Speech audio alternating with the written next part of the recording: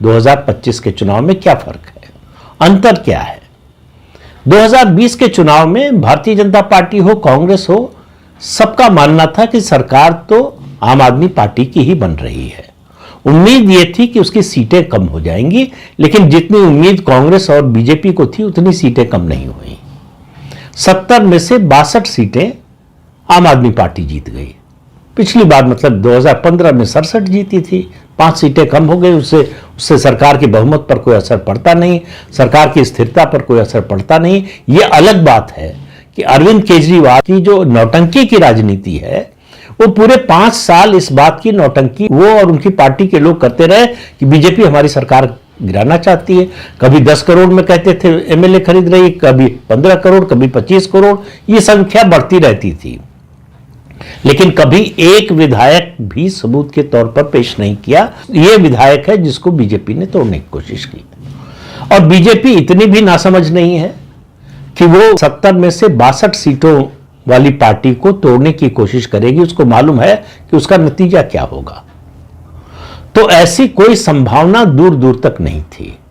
लेकिन आम आदमी पार्टी और अरविंद केजरीवाल को इस तरह के गिमिक करने में मजा आता है कि बीजेपी ने कई जगह जो है पार्टियों को तोड़ा, तो ये आरोप तुरंत चिपक जाएगा।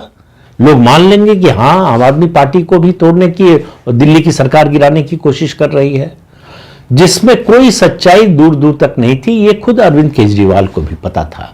लेकिन नैरेटिव बनाने के लिए झूठ जो है कुछ दूर तक तो चलता ही है। जब सच सामने आएगा तब देखेंगे, तब नया झूठ बोल देंगे।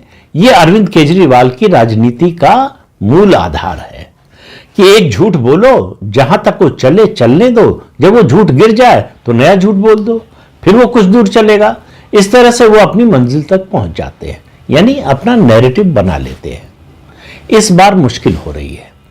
अब सवाल यह है कि ये लोग जो मिले हैं, जो अरविंद केजरीवाल के समर्थन में आए हैं, ममता बनर्जी हो, अखिलेश यादव हो या फिर उद्धव ठाकरे, इनके कहने पर दिल्ली में 5 वोट भी नहीं पड़ने वाले।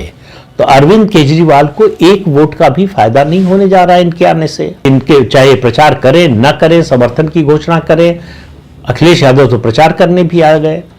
अब इन सब की राजनीति को समझिए, अलग अलग राजनीति को, और उसके केंद्र में रखिए आप अरविंद केजरीवाल को, कि अरविंद केजरीवाल आखिर इन लोगों का समर्थन मांगने गए क्यों। 2013 में, 2015 में, 2020 के चुनाव में तो किसी पार्टी से समर्थन मांगा नहीं।